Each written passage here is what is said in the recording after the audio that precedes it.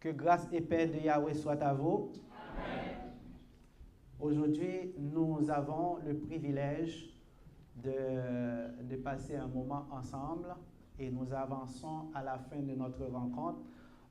Lorsque j'écoute à nouveau les enregistrements qui se font sur YouTube et sur la page Facebook, je me rends compte que quelqu'un a dit, ben, le son est bas.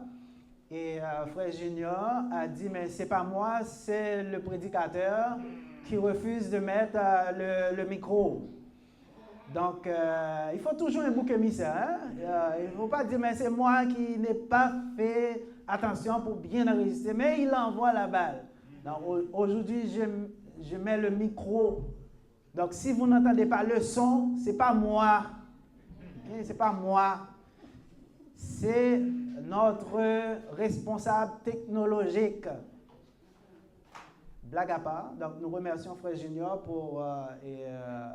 de tous ses efforts pour permettre à d'autres personnes qui sont loin et à moi également parce que je réécoute les enregistrements pour essayer de voir est-ce que je dis quelque chose qui n'est pas correct et des fois je trouve que je fais des petites fautes dans la langue de Voltaire, mais ce n'est pas ma langue de toute façon, donc je pense que tout le monde va être clément à ça.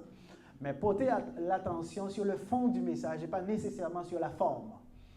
Je me rappelle, un frère disait, il y avait quelqu'un qui prêchait, mais qui prêchait l'évangile, mais un homme, un intellectuel était là. Il n'écoutait pas le message.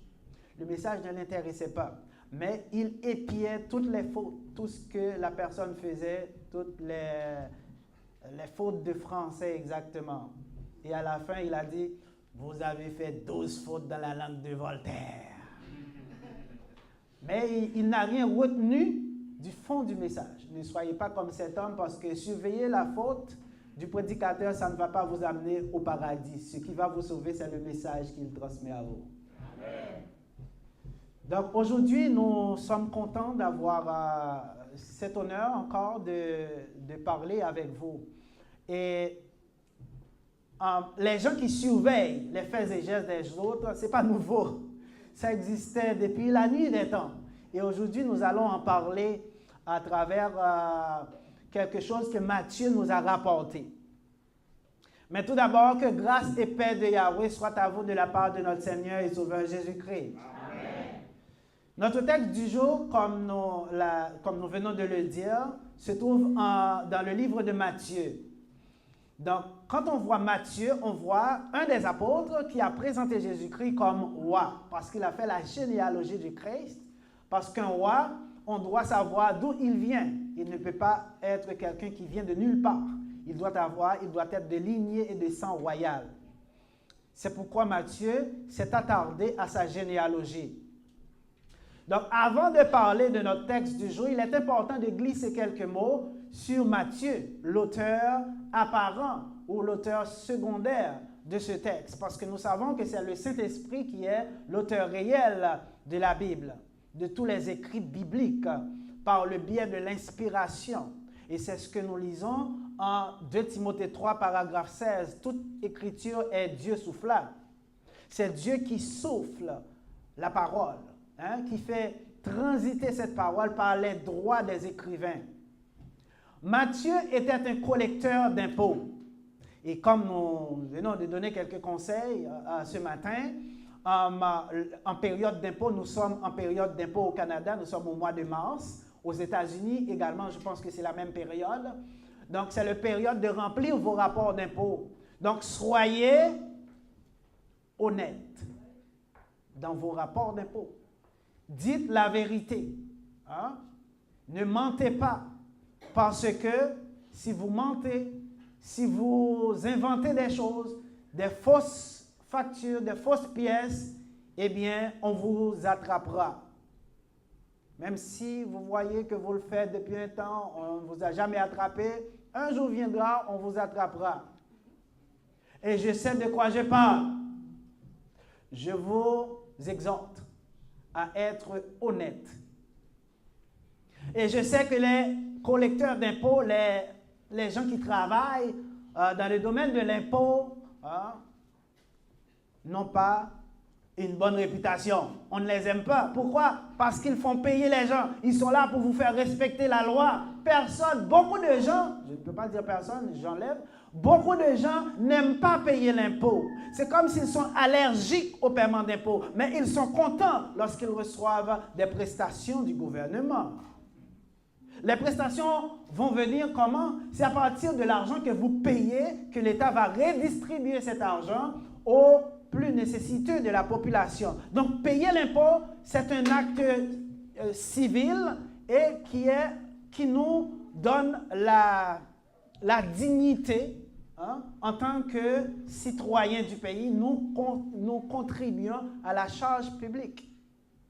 Donc, les gens qui travaillent et qui font en sorte que tout le monde doit payer sa juste quote-part d'impôt, eh bien, ceux qui ne veulent pas payer n'aiment pas les gens qui sont là pour leur faire payer, pour leur faire respecter la loi. Matthieu était quelqu'un de cette trempe. Matthieu n'était pas aimé parce que Matthieu était un collecteur d'impôts. Il était là pour faire payer les gens. Mais les gens ne l'aimaient pas seulement parce qu'il les faisait payer, mais parce que l'argent que Matthieu collectait, c'était pour l'envahisseur, c'était pour l'occupant. Il travaillait pour les Romains qui occupaient la Palestine.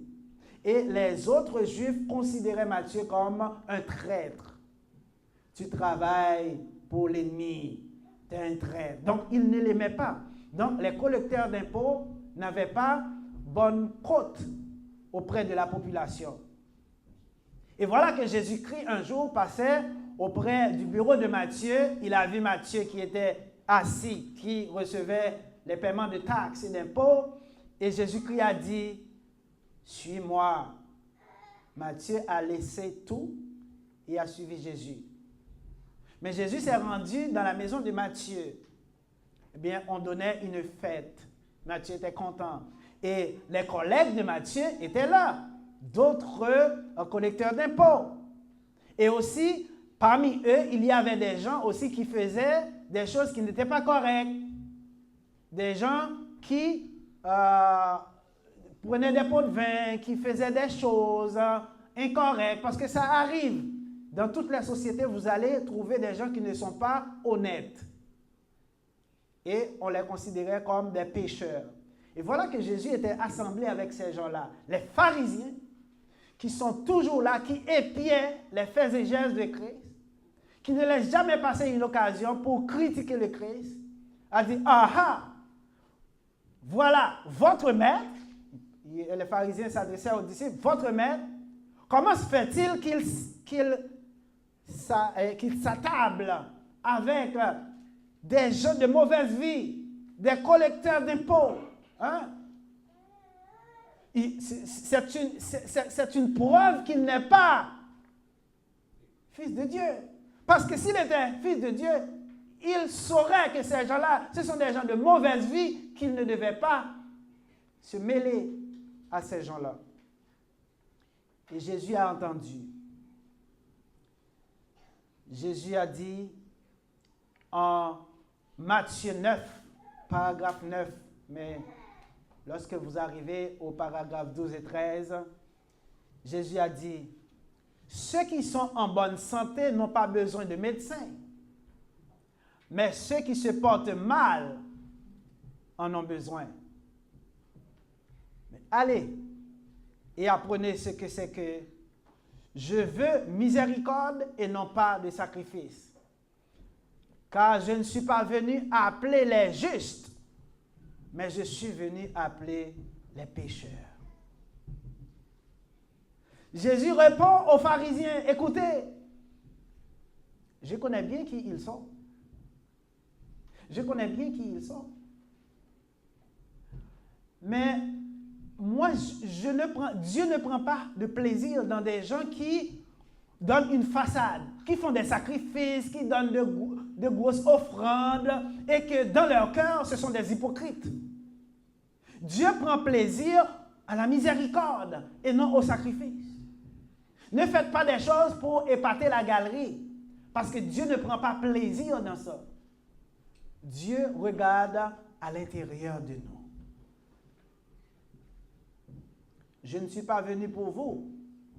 C'est ce que Jésus-Christ voulait dire en réalité. Je ne suis pas venu pour vous, pharisiens, parce que vous vous croyez juste, vous vous croyez bon. Mais je suis venu pour ceux qui savent qu'ils sont pécheurs et qui ont besoin de pardon. C'est pour ces gens-là que je suis venu. C'est ça qui veut dire, je ne suis pas venu pour ceux qui sont en bonne santé, mais pour les malades. Parce que quelqu'un qui est en bonne santé n'a pas besoin de médecin. Mais quelqu'un qui est malade cherche le médecin. Et dans cette comparaison, Jésus dit, moi je suis venu pour ceux qui savent qu'ils sont pécheurs, pas pour vous qui refusez de reconnaître vos péchés. Chers amis, de collecteur d'impôts, lorsqu'il l'a appelé, Jésus a permis à Matthieu de devenir un grand écrivain, auteur biblique.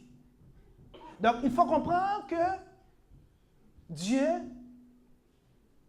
nous donne la possibilité, il nous a formés, il nous a dotés de son intelligence afin que nous puissions devenir ce que nous voulons.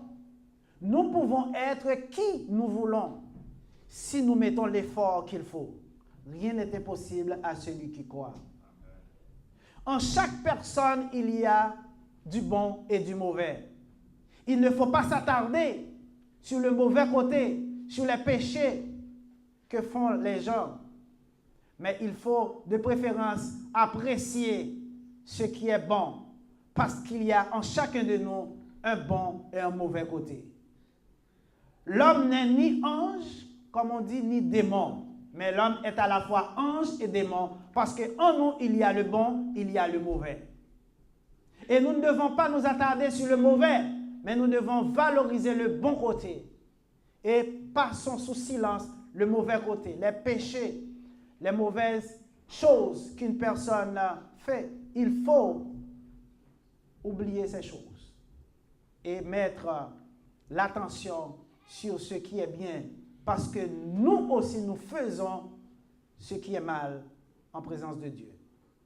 Les pharisiens, chers amis, comme nous disions, épiaient les moindres faits et gestes de Jésus-Christ afin de le discréditer. Ils ne croyaient pas qu'il était fils de Dieu. Ils ne l'acceptaient pas. Dans chaque action que Jésus posait ou que ses disciples posaient, eh bien, les pharisiens étaient toujours prêts à répliquer par une critique. Ils ne disaient aucun mot lorsqu'il y avait quelque chose de bon.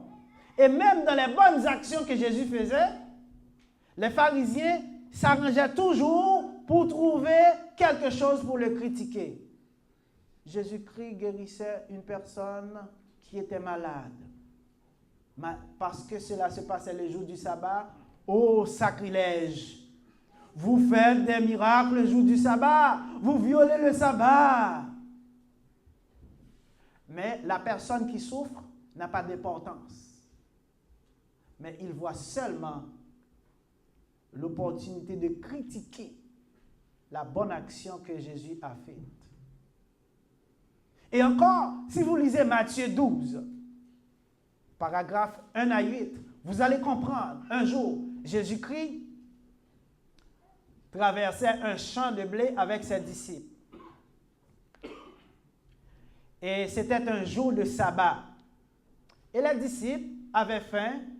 Les disciples se mettaient à arracher des épis et à les manger. Des pharisiens étaient là. Ils sont toujours là. Ils suivaient Jésus-Christ à la trace. Et il dit, voilà, tes disciples font ce qui est interdit le jour du sabbat. Il n'est pas permis d'arracher des épis de blé pour les manger. Mais Jésus-Christ leur dit, vous n'avez pas lu ce que fit David quand il a eu faim et ceux qui étaient avec lui? David était poursuivi par des ennemis. C'était en période de guerre. Il avait faim avec ses soldats. Il est entré dans le temple.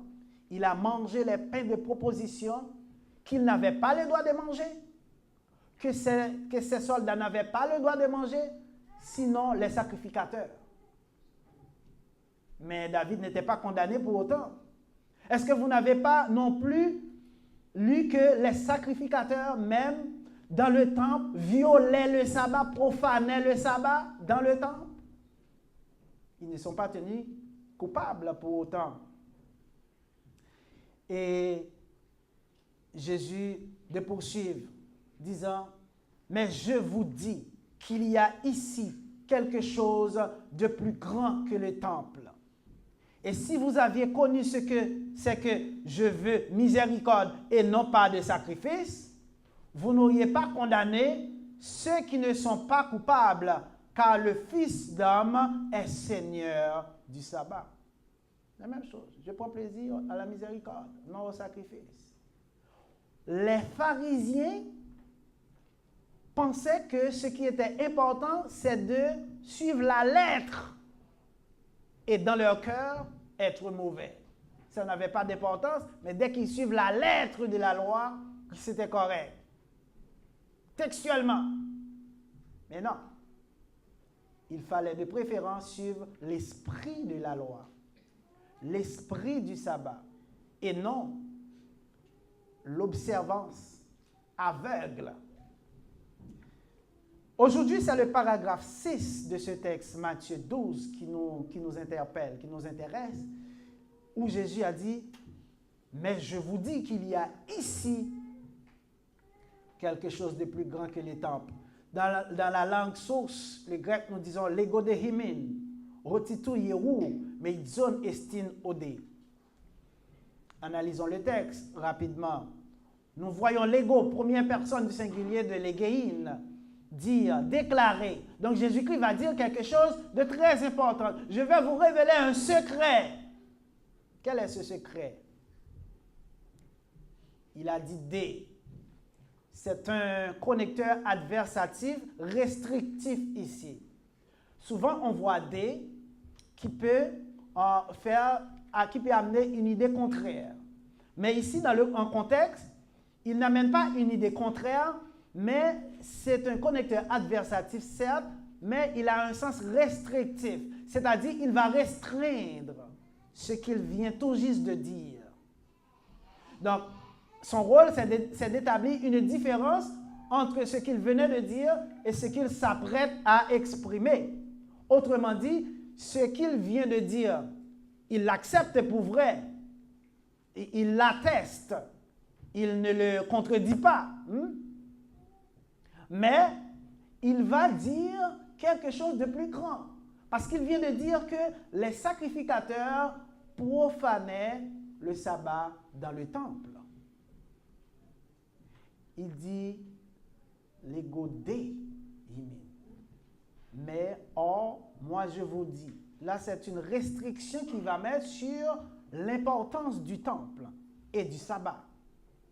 Et il dit, on le traduit ici par contre. Or, mais, suivant le cas. Donc, le temple, Jésus veut faire comprendre que le temple est grand. Mais il y a ici quelque chose qui est plus grand que le temple. Par cette assertion, les Juifs avaient compris que Jésus-Christ voulait signifier qu'il est Dieu. Parce qu'il n'y a que Dieu qui soit plus grand que le temple. Le temple, c'est la maison de Dieu dans la première volonté exprimée par Yahweh. C'est l'endroit où Dieu rencontrait le peuple, où le peuple se rendait pour rendre gloire à Dieu, pour offrir des sacrifices. Hein? Mais le temple avait une importance capitale dans la vie des Juifs. Et voici que Jésus vient de dire qu'il est plus grand que le temple. Les Juifs étaient sidérés. Et il s'adressait directement à ces pharisiens accusateurs. C'est pourquoi il a dit himin, datif pluriel de himeis, vous, je vous le dis. Et il emploie hoti. Du point de vue de la grammaire de la phrase, hoti c'est un pronom relatif, mais du point de vue de la fonction sémantique, c'est-à-dire le sens dans la phrase même, hoti a une valeur déterminative. Donc Jésus allait dire quelque chose qui est déterminant. Jésus allait dévoiler un secret. Quel est ce secret? C'est le verbe. c'est-à-dire le langage expressif de l'Elohim qui a amené tout en existence. Selon Colossiens 1, 16, 17, tout ce qui existe, que ce soit les choses visibles ou invisibles, tout a été créé par Jésus-Christ. Et tout subsiste par Jésus-Christ. Donc, Jésus-Christ, le Maître, est plus grand que l'œuvre. Mais il faut comprendre que Jésus-Christ n'était pas Jésus-Christ au début. Il était le langage d'Élohim. En Jean 1er, paragraphe 1 à 4, nous lisons, « Au commencement était le Verbe. Le Verbe était en Dieu et le Verbe était Dieu. Le Verbe était au commencement en Dieu. Tout par lui a été fait et sans lui n'a été fait rien de ce qui existe. En lui était la vie et la vie était la lumière des hommes. » Traduction, Auguste Crampon. On a toujours appris, chers amis, que, parce que quand on lit dans le texte original, on voit hologos. On a toujours appris que hologos signifiait la parole. Mais hologos est polysémique. Ne signifie pas seulement la parole. Hologos signifie le verbe, c'est-à-dire le langage, synonyme de langage. Dans sa portée, le mot langage est plus profond, est plus grand que le mot parole. Parce que la parole se rattache à une langue qu'on utilise, par exemple, au sein d'une communauté pour communiquer, soit à l'oral ou à l'écrit. Donc, le langage contient la langue. Quand on dit langage, on voit la langue. C'est pourquoi vous allez voir en 1 Corinthiens 1:10, Paul va dire « Je vous exhorte, frères, à tenir tous un même langage. » Il n'a pas dit la même parole ou la même langue, parce que la parole se rattache à une langue. Mais l'essence du message doit être le même, la même, peu importe la langue considérée. Donc l'évangile, on partage l'évangile en français, mais quelqu'un qui prêche en anglais doit partager le fond du message en utilisant d'autres mots, en utilisant une autre langue, en utilisant d'autres paroles, mais le même message. Donc le langage est plus grand que la parole. Donc le langage renferme la parole. Le langage c'est comme un ensemble et la parole c'est un élément dans cet ensemble. Et l'élément parole qui se trouve dans le langage s'appelle le langage expressif. Quand on parle de langage expressif, c'est lorsqu'on s'exprime par des mots, par la parole. Mais on a divers autres types de langage. Par exemple, il y a le langage des signes. Pour les sourds, muets, qui ne parlent pas, qui n'entendent pas, ils communiquent. Ils ont un langage, un code qu'ils utilisent pour communiquer. Par exemple, si quelqu'un qui est sourd, muet, veut vous dire bonjour, il va vous faire comme ça. Ça veut dire bonjour. Et s'il veut vous demander comment ça va, donc il y a des signes qu'il va utiliser. Pour applaudir, on fait du bruit avec les mains, mais les sourds n'entendent pas le son. Pour applaudir, pour un sourd, pour qu'il puisse comprendre, il faut faire les signes. C'est un type de langage qui permet à ces gens de communiquer. Il y a aussi le langage corporel. Le langage corporel, c'est lorsqu'on s'exprime à travers le corps et que le corps, de manière consciente ou inconsciente, pose des gestes. Il y a des gens qui ont des tics quand ils parlent. C'est avec le langage corporel, les sens, qu'on va utiliser ce qu'on appelle le détecteur de mensonges. lorsque vous mentez, le corps parle. Vous pouvez ne pas comprendre, mais le corps parle.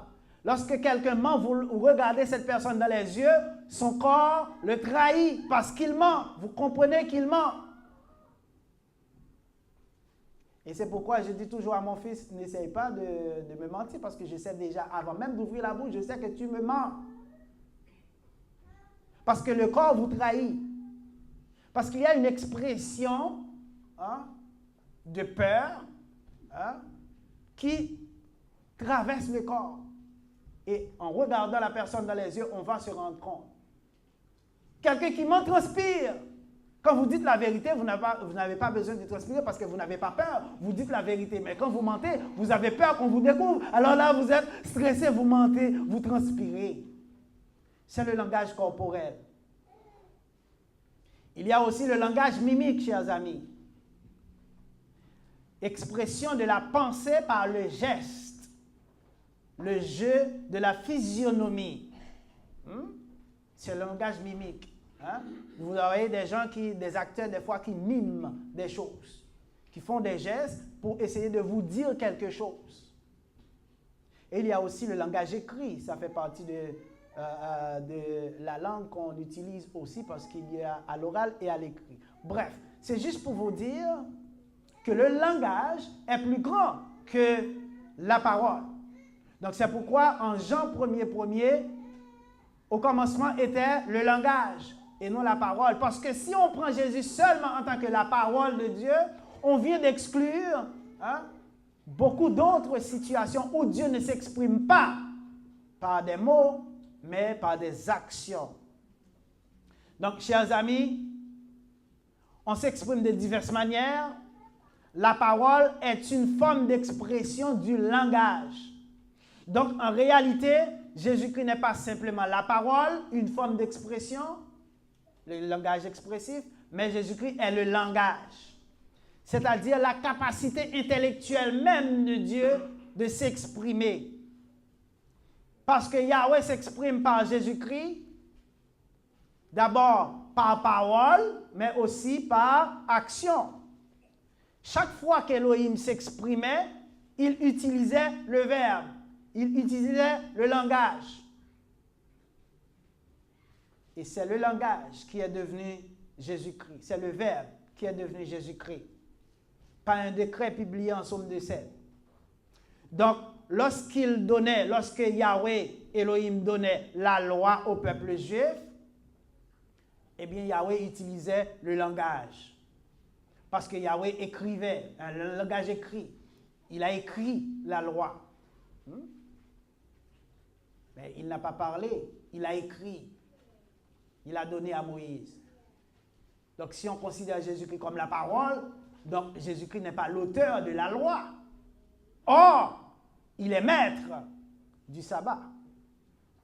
Parce que le sabbat se trouve dans cette loi que Dieu a écrite. Donc, en s'adressant à Moïse, Elohim a utilisé Jésus-Christ sous sa forme langagière, le langage. Tout ce qui est dit dans l'Ancien Testament vient du langage d'Elohim, donc vient de Jésus-Christ. C'est par le langage écrit que Yahweh a donné le modèle du temple, le modèle suivant lequel on devait construire le temple. Yahweh a donné le modèle pour tous les ustensiles, pour toutes les choses utilisées dans le temple. Et c'est David qui a reçu le modèle écrit par Yahweh lui-même. Et David devait construire le temple pour Dieu. Mais parce que David était un roi belliqueux, il faisait beaucoup de guerres, il faisait couler beaucoup de sang, Yahweh a dit, c'est pas toi qui vas me construire un temple, mais c'est ton fils, Salomon. Yahweh a choisi Salomon parce que Salomon était un homme sage. Salomon était un homme humble. Et il a pris un bon côté de son père. Parce que David aussi avait l'humilité. Il ne considérait pas sa condition royale pour penser être plus grand que Dieu, mais il s'abaissait toujours devant Dieu pour demander pardon. Il se couvrait de cendres, de sacs, il se couchait sur des sacs, mais il enlevait ses habits de roi pour aller chercher le pardon lorsqu'il faisait des péchés contre Dieu. Et Salomon était un homme sage. Et dans toute l'histoire de l'humanité, on n'arrive pas à trouver quelqu'un qui soit plus sage que Salomon. La sagesse de Salomon dépasse tout entendement. Yahweh a dit, j'ai choisi Salomon pour me bâtir le temple. Et David, qui avait reçu le modèle de Dieu, que Dieu a écrit, a donné à David, David a transmis le modèle à Salomon pour que Salomon puisse bâtir le temple suivant le modèle que Dieu lui-même avait indiqué. Dieu prend le soin de faire toutes ses affaires suivant son bon plaisir. Il donne le modèle. Si on n'agit pas suivant le modèle, eh bien ce qu'on fait, on ne bâtit pas la maison de Dieu. On ne travaille pas pour Dieu.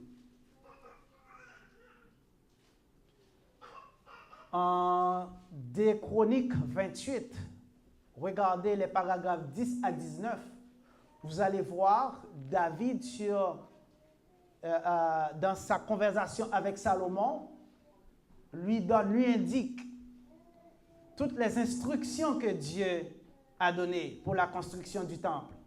Et au paragraphe 19 de 2 Chroniques 28, David a dit, eh bien, il est écrit, tout cela, dit David, tous les ouvrages de ce modèle, Yahweh m'en a instruit par un écrit qui, de sa main, est venu à moi. Yahweh l'a écrit de sa main. Donc, Yahweh a utilisé son langage écrit pour communiquer le modèle du temple à David, ensuite Salomon, par le biais de David. Si l'on considère que Jésus-Christ est uniquement la parole de Dieu, on va exclure beaucoup d'autres situations lorsque Dieu ne s'exprime pas en parole, mais par l'écrit. On va l'exclure lorsqu'il est question de langage écrit de Yahweh et d'Elohim. On ne pourra pas comprendre le sens profond du texte que nous avons devant nous aujourd'hui, Matthieu 12, paragraphe 6, où Jésus a dit, « Oh, je vous dis qu'un plus grand que le temple est ici. » Un plus grand que le temple est ici. Et Jésus parlait de sa propre personne. Il a utilisé Toyerou, génitif singulier de Toyeron, le temple. L'emploi de Yéron fait comprendre que Jésus parlait de la construction physique.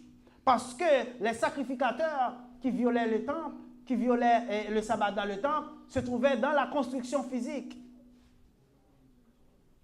Il ne parlait pas du sanctuaire.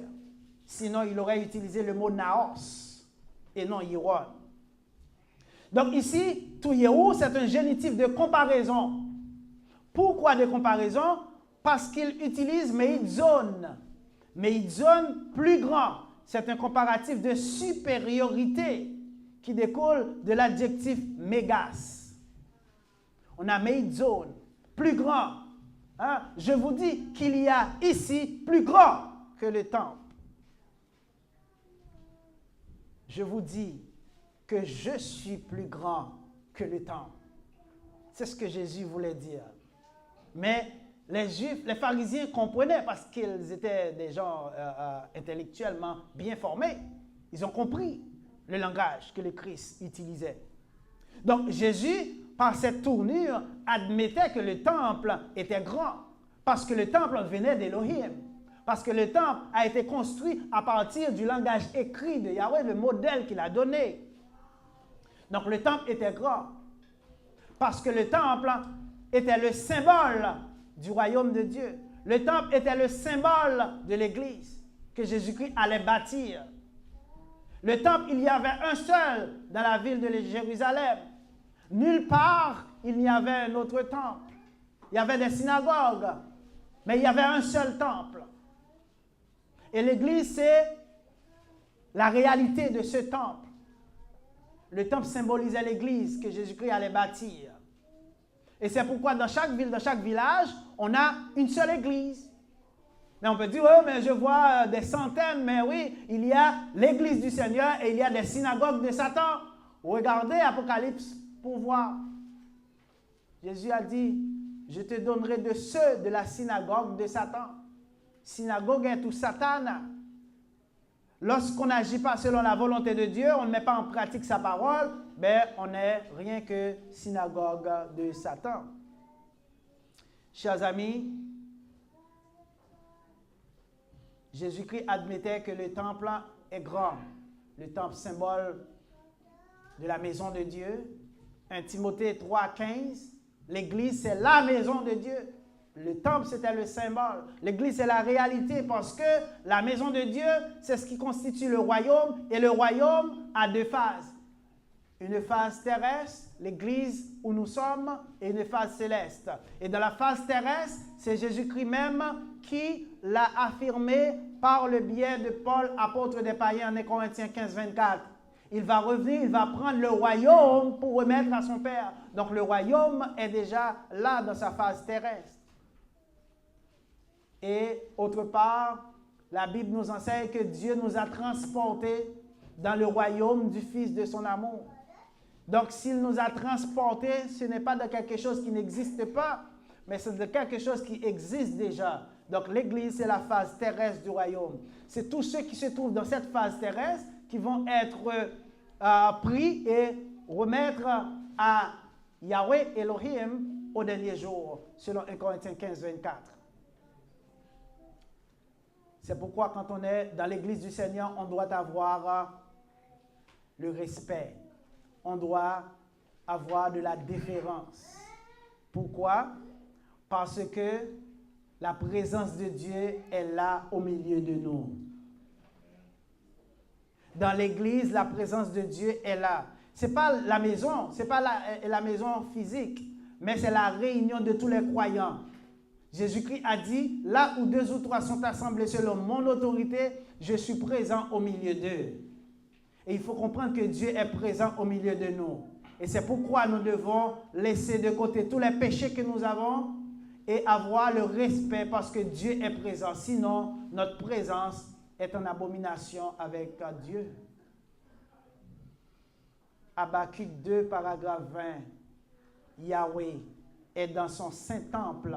Que toute la terre fasse silence devant lui. Depuis l'Ancien Testament, c'était la règle. Devant Dieu, on doit se comporter de manière correcte. On doit faire silence. On ne doit pas bavarder dans l'assemblée. On ne doit pas marcher. On ne doit pas parler. On ne doit pas faire du bruit. On ne doit pas manger pendant l'adoration. On doit rester en silence. Parce que Yahweh est au milieu de nous. Il y avait un seul temple à Jérusalem. Il y a une seule église. L'église, toujours au singulier, jamais au pluriel. Jésus a déclaré, je suis plus grand, c'est-à-dire je suis plus important que la construction physique que vous voyez. C'est moi qui ai inspiré cette construction physique parce que je suis le langage de Yahweh. Le constructeur est plus grand que la construction. Donc, si le Christ est plus grand que le temple, qu'en est-il du sabbat? La réponse est donnée au paragraphe 8. Car le Fils d'homme est maître du sabbat, est le Seigneur du sabbat. Donc, le sabbat, c'est moi qui l'ai donné. J'en suis le maître. C'est un symbole de repos que j'ai donné à un peuple. Deutéronome 5, 1 à 15. Mais la réalité, le vrai repos, c'est moi qui vais le donner. Le vrai repos. Et en Matthieu 11, paragraphe 28, il a dit, « Venez à moi, vous tous qui êtes chargés, fatigués, je vous donnerai du repos pour vos âmes. » Chers amis, Jésus-Christ est plus grand que le temple. Il est plus grand que le sabbat. Et c'est pourquoi il ne nous impose pas d'observer le sabbat, mais il nous propose un repos qu'il va nous donner au dernier jour. Lors de la seconde résurrection, il va nous permettre d'avoir la vie éternelle. Parce que celui qui entre dans le repos de Dieu se repose définitivement de toutes ses œuvres. Il ne travaillera plus jamais. Mais sur la terre, le repos hebdomadaire, il fallait travailler, cesser de travailler une journée, recommencer à travailler inlassablement. Mais dans le repos de Dieu, il n'y a plus de travail. Si vous voulez avoir le privilège un jour d'entrer dans le repos de Dieu, il y a un seul moyen qui existe. Il faut comprendre que Christ est mort, qu'il est enseveli, qu'il est ressuscité, qu'il est apparu à ses faces. C'est le seul moyen d'avoir un libre accès dans le royaume pour bénéficier de la vie au dernier jour. Qu'il en soit ainsi pour vous. Amen. Mettez-vous debout pour terminer, s'il vous plaît. Yahweh des siècles, Dieu d'amour, de bonté, de gloire et de miséricorde, nous te remercions de ton amour, de ta grâce envers nous. Merci pour ce moment agréable que tu nous as permis de passer en bien en ta présence. Guide-nous et permets que nous puissions marcher selon ta volonté, car tu es le seul vrai Dieu. Merci de nous apprendre que Jésus-Christ, le langage que tu utilises pour communiquer au monde ton message, est vrai.